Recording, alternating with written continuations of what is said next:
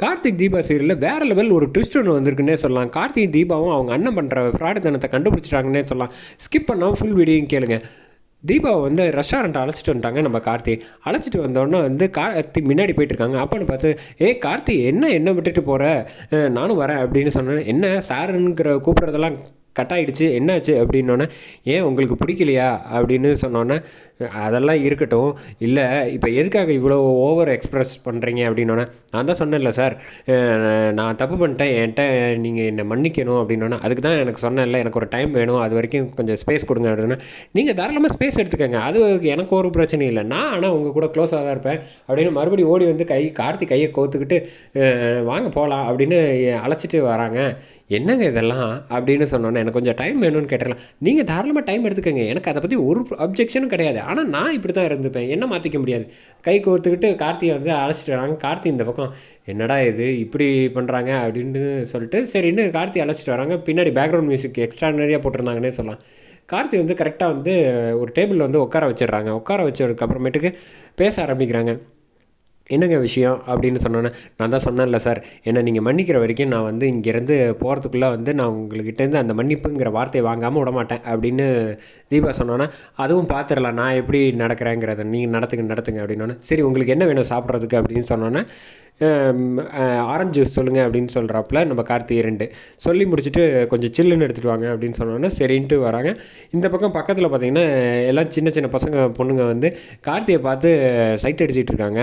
அதை பார்த்தோன்னா வழக்கம் போல் தீபா வந்து கொன்று என்ன பண்ணிக்கிட்டு இருக்க அப்படின்னோடனே, என் ஹஸ்பண்ட் அப்படின்னு சொன்னோன்னே அவங்க எல்லாம் வந்து அந்த பக்கம் ஓரமாக போயிடுறாங்க. அதே சமயத்தில் இந்த பக்கம் பார்த்தா இந்த ஒரு பக்கம் ஒரு பொண்ணு வந்து பார்த்துட்ருக்கா.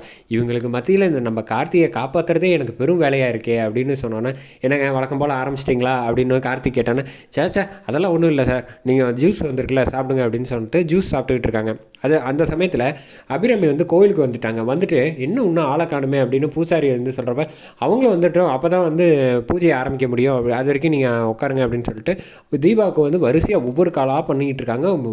ஃபோனே காணும், எடுக்க மாட்டேங்கிறாங்க. செம கடுப்பாகுது. ஐஸ்வர்யா ஃபோனை பக்கத்தில் வச்சுட்டு, உனக்கு ஒவ்வொரு காலும் வருது இல்லை, இந்த கால் எல்லாம் வந்து உனக்கு வைக்க போகிற ஒவ்வொரு ஆப்புக்கும் அதிகமாகிட்டே போகுது, ஒரு நிச்சயமாக உனக்கு இதே ஒரு சாக்கை வச்சு உன்னை வீட்டை விட்டு துரத்துறனா இல்லையா பாரு அப்படின்னு அபிராமி அம்மா முடிவு பண்ணிடுறாங்க. இந்த பக்கம் கார்த்திக் கூட வந்து ஜூஸ் எல்லாம் சாப்பிட்டு முடிச்சோடனே, சரி கிளம்பலாமா அப்படின்னோன்னே, இருங்க சார் ஐஸ்கிரீம் சாப்பிட்டுட்டு போகலாம் அப்படின்னு சொன்னோன்னே, என்னது ஐஸ்கிரீம் சாப்பிடணுமா, என்ன விளாட்றீங்களா, யாராவது ஜூஸ் சாப்பிடுவாங்களா அப்படின்னா, நான் சாப்பிடுவேன் சார், நீங்களும் சாப்பிடுங்க, உங்களுக்கு என்ன ஃப்ளேவர்னோன்னே, 2 ஸ்ட்ராபெரி ஃப்ளேவர் அப்படின்னு சொன்னோன்னே, தீபா ஒரு நிமிஷம் வந்துடுறேன்னு சொல்லிட்டு நம்ம எடுத்துகிட்டு வருவாங்கள்ல சர்வர், அவர்கிட்ட வந்து கரெக்டாக சொல்லிடுறாங்க, ஒரே ஒரு ஸ்ட்ராபெரி மட்டும் எடுத்துகிட்டு வாங்க அப்படின்னு சொல்லிட்டு, இன்னொன்று கேட்டால் இல்லைன்னு சொல்லிடுங்க அப்படின்னு, ஆனால் வர்றப்போ 2 ஸ்பூன் மட்டும் எடுத்துகிட்டு வந்துருங்க அப்படின்னு சொல்லிட்டு வந்துடுறாங்க. வந்து உட்காந்ததுக்கப்புறமேட்டுக்கு கரெக்டாக வந்து சர்வர் எடுத்துகிட்டு வந்து கொடுக்குறாங்க. கொடுத்தோன்னே பார்த்தா, என்னங்க 2 ஐஸ்கிரீம் கேட்டால் ஒன்று கொடுக்குறீங்க அப்படின்னோன்னே, இல்லை சார் ஒன்று தீர்ந்து போச்சு, இது ஒன்று தான் இருந்துச்சு அப்படின்னோன்னே, ஓ அதுக்கு தான் தீபா தனியாக போனாங்களா, சரி நடக்கட்டும் அப்படின்னு சொல்லிட்டு, சரி ஐஸ்கிரீம் நீங்களும் சாப்பிடுங்க சார் அப்படின்னு சொன்னோன்னே, அதெல்லாம் எனக்கு ஒன்றும் வேணாம், நீங்களே சாப்பிடுங்க அப்படின்னு சொல்கிறாங்க. என்ன ஒரு ஃப்ளாஷ்பேக் மாதிரி சொல்கிறாங்க. கார்த்தி வந்து ஃபோன் பேசிகிட்டு இருக்கப்போ வந்து தீபா வந்து டக்குன்னு அந்த ஜூஸ் கிளாஸை மாற்றி வச்சுருந்தாங்கல்ல, அதை வந்து சொல்கிறாங்க கார்த்தி, என்ன நான் திரும்பி ஃபோன் பேசுகிறப்ப ஜூஸை மாற்றின மாதிரி இந்த ட்ரிப்பு கேட்டுருவேங்கிறதுக்காக ஒரே இது ஐஸ்கிரீமு கொண்டு வந்துட்டிங்களா, உங்கள் ஐடியா நல்லா தான் இருக்குது, பட் நான் தான் தெளிவாக சொல்கிறேன்ல, உங்களை வந்து மன்னிக்கிறதுக்கு எனக்கு கொஞ்சம் டைம் ஸ்பேஸ் கொடுங்க, அட்லீஸ்ட் கொஞ்சமாவது கொடுங்க அப்படின்னு சொன்னோன்னா, அதெல்லாம் நீங்கள் எடுத்துக்கோங்க சார், நான் வந்து எடுத்துக்க முடியாது அப்படின்னு சொன்னோன்னா, நீங்கள் ஒரு முடிவோடு தான் வந்திருக்கீங்க போல் அப்படின்னப்ப ஃபோன் வருது தீபாவுக்கு.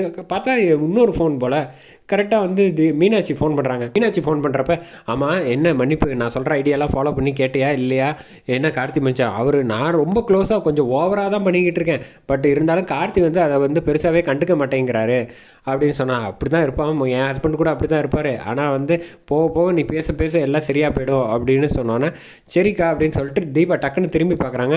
மீனாட்சியோட ஹஸ்பண்ட் வந்து அசோக் வந்து அந்த இடத்துல வந்து இன்னொரு பொண்ணு கூட வந்து பேசிகிட்டு இருக்காங்க. ஆனால் என்னென்னு தீபாவை பார்த்துட்டு, சரிக்கா நான் அப்புறம் கூப்பிட்றேன் அப்படின்னு சொல்லிட்டு கார்த்திகிட்ட வந்து சொல்கிறாங்க, உங்கள் அண்ணனை இங்கே தான் ஒரு பொண்ணு கூட இருக்காப்புல தனியாக பேசிகிட்டு இருக்காங்க, ரொம்ப எனக்கு என்னமோ சரியாக படலை அப்படின்னோடனே, அவள் தான் வந்து மீனாட்சி ஹஸ்பண்டு தான், அண்ணன் வந்து அங்கே இல்லை பெங்களூரில் போயிருப்பான், இங்கே எப்படி பார்த்துருப்பீங்க, யாராவது தப்பாக பார்த்துருப்பீங்க அப்படின்னோடனே, நான் சொல்கிறத வந்து கேளுங்க சார், அங்கே வந்து பாருங்கள் சரியா தப்பான்னு அப்புறம் நீங்களே முடிவு பண்ணுங்கள் அப்படின்னு வந்து பார்க்குறாங்க. பார்த்தா கார்த்திக் கரெக்டாக கண்டுபிடிச்சிட்டாப்புல, ஆமாங்க இவன் என்ன பெங்களூர் போகாமல் இங்கே இந்த பொண்ணு கூட பசி விட்டுருக்கான், எனக்கு என்னமோ தப்பாக படுது சார் அப்படின்னோடனே, மீனாட்சிக்கு துரோகம் ஏதாவது பண்ண வச்சாச்சு நீங்கள் ஏங்க அப்படிலாம் நினைக்கிறீங்க அப்படின்னு சொல்லிட்டு கார்த்தி உடனே ஃபோன் பண்ணுறாங்க. ஃபோன் பண்ணோன்னு தம்பி தான் ஃபோன் பண்ணுறாங்க, ஒரு நிமிஷம் இரு அப்படிங்கிறாங்க. நான் முக்கியமான மீட்டிங்கில் இருக்கேன், அப்புறம் பேசுகிறேன் அப்படின்னு. பெங்களூர்லேயே இருக்கேன், ஆமாம் பெங்களூரில் தான் இருக்கேன், நான் அப்புறம் பேசுகிறேன் அப்படின்னு சொல்லிட்டு ஃபோனை கட் பண்ணேன். என்ன அதுக்குள்ளே கட் பண்ணிட்டான் அப்படின்னு. அவங்க ஜூஸ் வந்து ஆர்டர் பண்ணதை வந்து மீனாட்சி ஹஸ்பண்டும் அந்த பொண்ணு வந்து மாறி மாறி சாப்பிட்டுக்கிட்டு இருக்காங்க. அதை பார்த்தோன்னே கார்த்தி வந்து ஒரு முடிவு பண்ணுறாங்க. அங்கே அபிராமி வந்து செம கோவத்தில் இருக்காங்க. அதோட எபிசோடு சூப்பராக முடிக்கிறாங்கன்னே சொல்லலாம்.